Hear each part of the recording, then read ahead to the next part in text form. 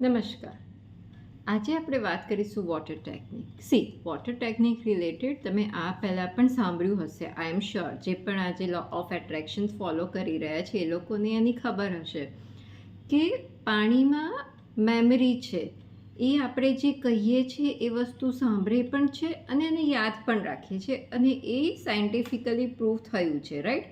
પણ એને એક ધાર્મિકતાની રીતે જોઈએ તો પણ તમને બધાને ખબર હશે કે આપણે કોઈ પણ પૂજા વિધિ કરીએ, કોઈ પણ યજ્ઞ હવન કરીએ તો સૌથી પહેલાં પંડિતજી આપણને હાથમાં પાણી જળ આપી અને સંકલ્પ કરાવતા હોય છે, રાઈટ?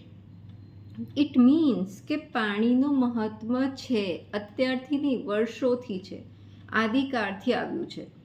તો પાણીનો આપણે મેક્સિમમ બેનિફિટ કેવી રીતે લેવાનો છે મેનિફેસ્ટેશનમાં, એ આજે હું કહીશ. સૌથી પહેલું તો ઓપ્શન છે કે તમને જે પણ અચીવ કરવું છે એ વસ્તુ બોલી, હાથમાં પાણી પકડી, ગ્લાસમાં પાણી પકડી એ બોલી અને પી જાઓ, રાઈટ? સેકન્ડ ઓપ્શન છે કે એ પાણીનો ગ્લાસ કે બોટલ જેનાથી તમે પાણી પીતા હો એના ઉપર લખી દો તમારો ગોલ અને પછી એને પીતા રહો. તો એ આખો દિવસ આખી રાત મેનિફેસ્ટ થતું રહેશે. આ તો થયું કે તમારે પર્સનલ ગોલ, તમે તમારા માટે જે અચીવ કરવા માંગો છો એના માટે તો તમે આ વસ્તુ કરી દીધી, રાઈટ? હવે અગર તમારું ઇન્ટેન્શન છે કે તમારા બાળકો કે તમારા ફેમિલી મેમ્બર્સ માટે તમારે કે મેનિફેસ્ટ કરવું છે, જેમ કે આજકાલ પેરેન્ટ્સને હોય છે કે છોકરાઓ ભણવામાં વધારે ધ્યાન આપે, સ્ક્રીન ટાઈમ ઓછો કરે.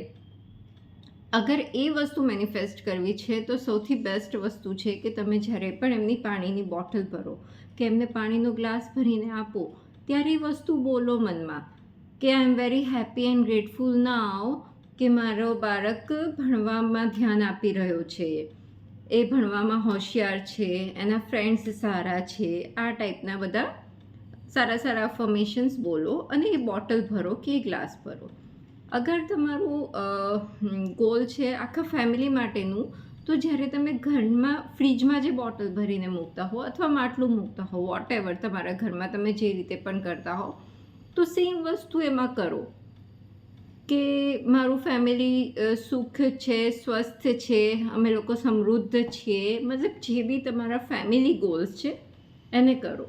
તો વોટર એક એવી વસ્તુ છે કે ખાલી તમારા ફક્ત અને તમારા વિચારથી તમે બાકીના તમારા ફેમિલી મેમ્બર્સના મનમાં પણ એ સારા વિચાર લાવી શકો છો. આ શક્તિ પાણીમાં છે અને સેમ શક્તિ આપણા અન્નમાં પણ છે.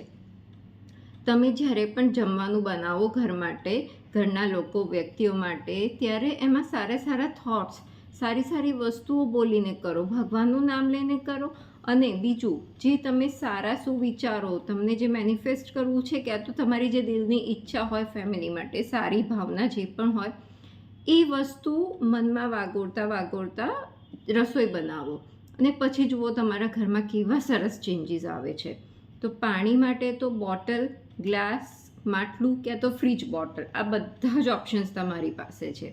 તમે બધામાં તમારી સારી ઈચ્છા બોલી અને વસ્તુ ભરો, એમાં પાણી ભરો અને જ્યારે રસોઈ બનાવો એ વખતે પણ આ જ વસ્તુ કરો.